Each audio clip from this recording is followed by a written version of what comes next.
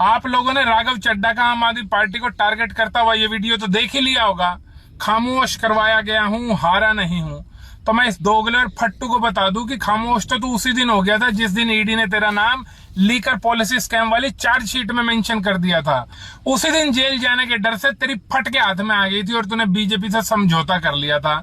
जो कूदे वाले नेता थे वो जेल गए भी और जेल से वापस भी आ गए और अब क्लीन चिट भी पा चुके हैं। और अब बकचोदी करता घूम रहा है कि तू गरीब लोगों के मुद्दे उठा रहा है संसद में, जब देश में गरीब लोग एलपीजी किल्लत के कारण वापस अपने गांव जाने पे मजबूर हैं, काम धंधे खत्म हो गए हैं।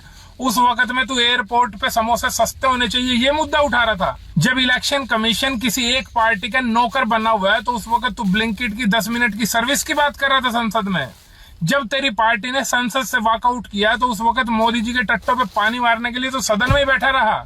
और जब अपोजिशन चीफ इलेक्शन कमिश्नर के खिलाफ इंपीचमेंट मोशन लाने की सोच रही थी तो उस वक्त तू वॉकआउट कर गया, मतलब तूने साइन करने से मना कर दिया। और अब सब्जी के साथ साथ धनिया और मिर्च फ्री मिलनी चाहिए ऐसे मुद्दे उठाकर महात्मा गांधी या नेल्सन मंडेला बनने की कोशिश कर रहा है। असल में तूने कपिल शर्मा शो में जाना, सॉफ्ट इंटरव्यू देने, रील बनवाने और विदेशों में घूमने के अलावा कुछ किया ही नहीं है। पूरा देश जानता है कि कैसे तू करोड़ों रुपए खर्च करके अपनी पीआर करवा रहा है। पीआर करने में कोई दिक्कत नहीं है किसी को, लेकिन संसद में पार्टीज को उनकी स्ट्रेंथ के हिसाब से टाइम मिलता है बोलने का, और वो टाइम तेरी पीआर पे खराब नहीं किया जा सकता है। मुझे किसी पार्टी से कोई लेना देना नहीं है, लेकिन एहसान फरामोशों की तरह जिस पार्टी को तू आज आंख दिखा रहा है वो यही पार्टी है जिसने तुझे नेता बनाया, महत्वपूर्ण जिम्मेवारियां दी जब तू झांट भर का था, दिल्ली से एमएलए बनाया, दिल्ली जल बोर्ड का चेयरमैन बनाया, पंजाब इलेक्शन का इंचार्ज बनाया, टिकट बांटने जैसा जरूरी काम तुझे दिया, जीतने के बाद तुझे राज्यसभा का सांसद बनाया, पंजाब का पावरफुल नेता बनाया,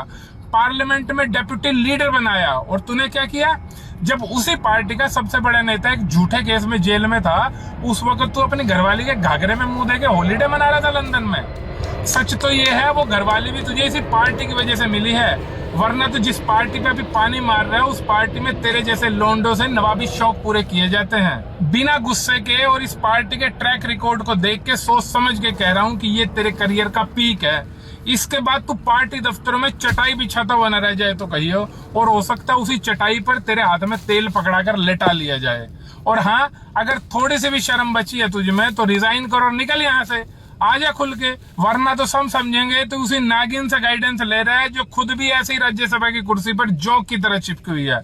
भाग मोदड़ी के।